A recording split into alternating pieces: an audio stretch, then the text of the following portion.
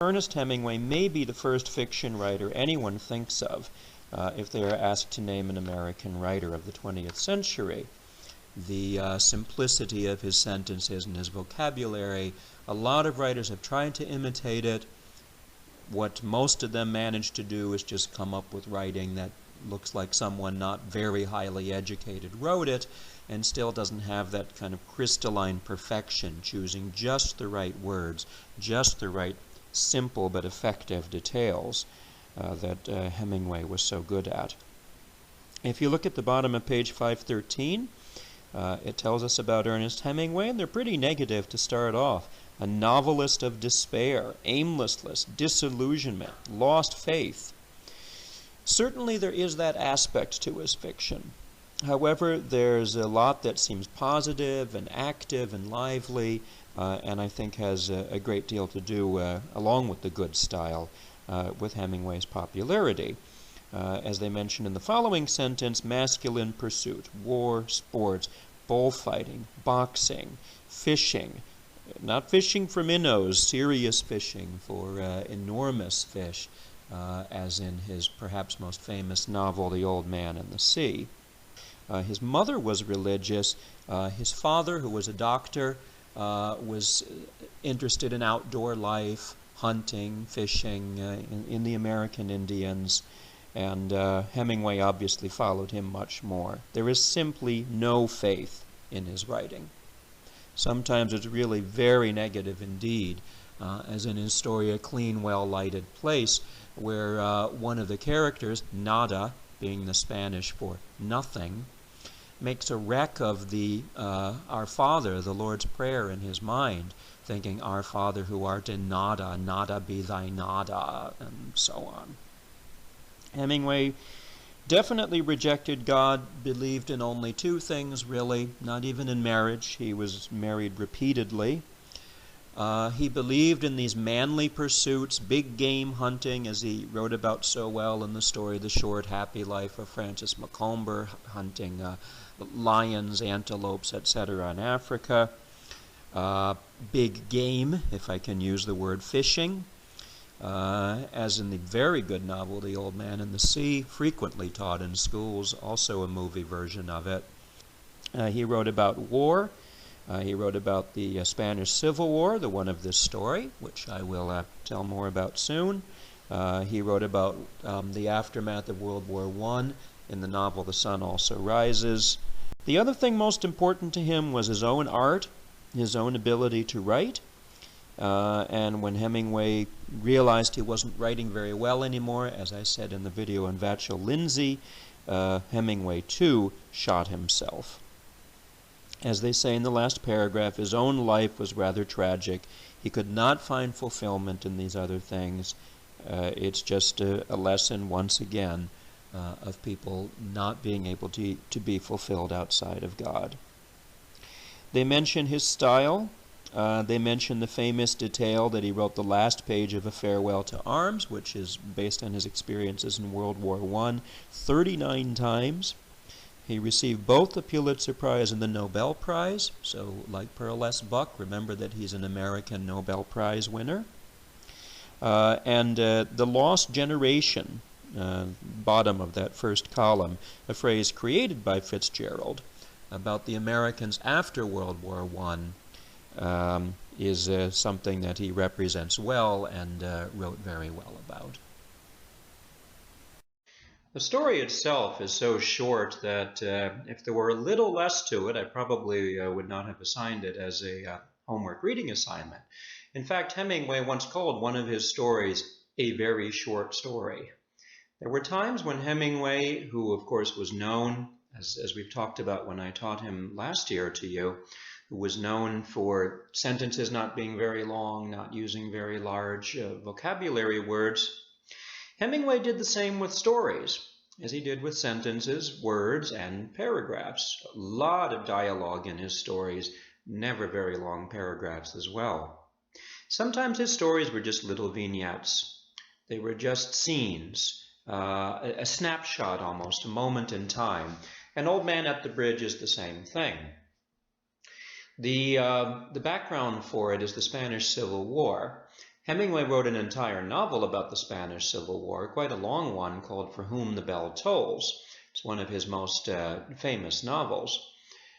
In this case, though, he was not writing the whole story of the war, and For Whom the Bell Tolls deals with many things connected with the war, with guerrilla warfare, with irregulars hiding out in caves up in the mountains, with the savage massacres that the left-wingers committed against the fascists, one of the really great and shocking scenes of the novel. I have read it. With the thing that most interests Americans about the Spanish Civil War, which is that Americans went and fought in it, even though we were not actually involved in that war. And while it looks like a simple thing, the government were legitimately elected. They were not fascists or Nazis. They were people that America would have supported. They were also supported by communists and socialists, and so it was a very difficult left-right argument where both sides actually seemed like ones we wouldn't want to see win. Hemingway also deals with that in his novel, where he shows an ignorant French communist who's there in Spain running things, and he foolishly tries to have condemned to be shot a couple of men who are just coming to bring information about the soldiers. So Hemingway recognized that there was a lot of evil in both sides, but in this story he's not dealing with one side or the other, which side is right. He's not even hardly dealing with soldiers. The point of this story is civilians, refugees. What happens to people who are uprooted from their homes? What happens when war strikes people who are not strong enough to fight a war, who just want to be left alone, who may not even have any interest in which side wins? And the nameless old man who talks to the equally nameless soldier in the story, we know from experience with stories that means they're both types. They're like anyone in Cummings' poem. They could represent any of us, any soldier, any old man who's uprooted by the fighting. This old man is described to begin the story in the sort of simple, direct, strongly visual kind of description that Hemingway was so well known for. An old man with steel-rimmed spectacles and very dusty clothes sat by the side of the road.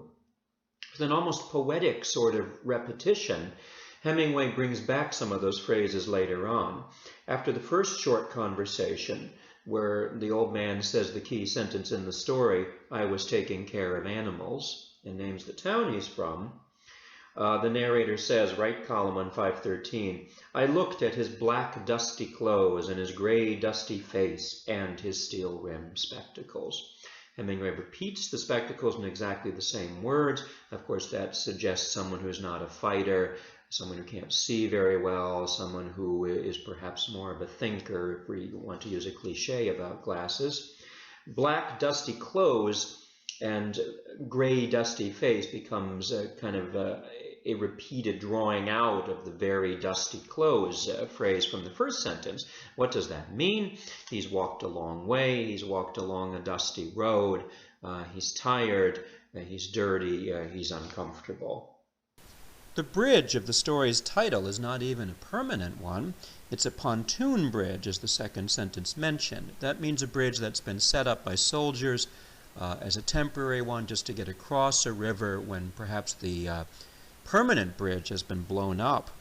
There are refugees going across it, men, women, and children, mule-drawn carts. I like that he doesn't even use the word refugees. He just makes it clear by saying women and children, peasants, carts, that these are people escaping the fighting. First paragraph ends, "But the old man sat there without moving. He was too tired to go any farther." And that becomes a key part of his character and what the soldier sees of him from then on. He will not identify the animals at first. I like how Hemingway has it change from various animals to naming them as he feels more trusting of the soldier, perhaps, and describes his life more. Beginning at page 514, there were 2 goats and a cat, and there were 4 pairs of pigeons. He had to leave because of the artillery. It's a sad life. He has no family, apparently no wife, no kids to look after him, nothing but those animals that he had cared about. Another very important sentence in the story. The soldier, and we don't really know what side he's on, says, "What politics have you?" And the old man says that the most forceful and self-defining line in the story, middle of that first column. "I am without politics. I am 76 years old. I have come 12 kilometers now, and I think now I can go no further." We have a couple of geographical references in this story. The Ebro, a river, Barcelona, which would probably be more familiar as a part of Spain, and the fascists are mentioned at the very end of the story. In fact, there's a wonderfully ironic sentence here, something like the dying in spring with the flowers coming out in the war that Seeger wrote about. It was Easter Sunday, and the fascists were advancing toward the Ebro. On the day of Jesus' resurrection, the enemy is advancing and attacking. And as the fascists advance toward the river, the narrator observes, last paragraph, that it was a gray overcast day, so their planes would not be up. In other words, refugees like the old man would not have to fear being bombed by the fascists. Hemingway ends with a very ironic and sad sentence.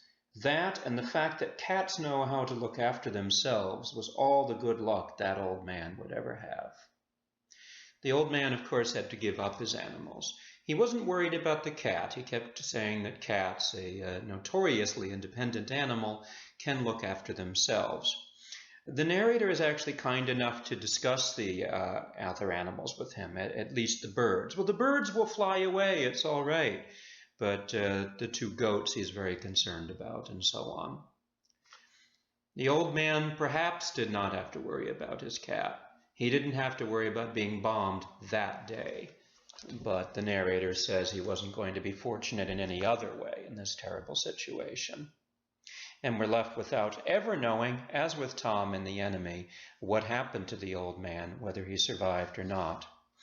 This fits that rather bleak outlook of Hemingway that our book referred to a little and that I've talked about. The Sun Also Rises, the novel I mentioned before, is actually a quote from Ecclesiastes, and thus that theme about vanity, all is vanity, that an empty life, a life without God, is nothing. At least one Christian critic sees as a theme in Hemingway's fiction. Hemingway didn't really believe. There's a sad scene in one of his stories, Soldier's Home, which may well have been based on his own life, when after the soldier comes back from the war, his mother asks him to pray with her, but he doesn't believe anything anymore and just gives these sad little brief answers to everything she says. That tension between Hemingway's believing mother and his father, who, just like his son, ended up killing himself, is certainly behind his life and also behind his fiction. And so Hemingway followed rugged masculinity in a rugged environment, as the same critic puts it. Camping, hunting, fishing, all of which he describes very well in books like In Our Time, an excellent collection of short stories. But in the end, in A Farewell to Arms, there's again a lack of belief that God will do anything for us. These words are at the end of the novel, when the hero of A Farewell to Arms realizes that both the woman he loves and their baby are going to die. That was what you did. You died. You did not know what it was about. You never had time to learn. The narrator prays that she not die, but she dies anyway. He remembers throwing a burning log on the fire once when he was camping, that he found out there were ants on the log. The ants are running around in terror, trying to escape, falling off the log into the fire, and the narrator remembers that he doesn't do anything. The implication for Hemingway is that God is like that.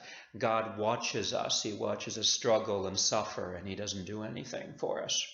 It's typical. An atheist who is angry at the God he doesn't believe in. It's a sad life viewpoint in the end, of course, and we see that even in Old Man at the Bridge, where there doesn't seem to be any hope.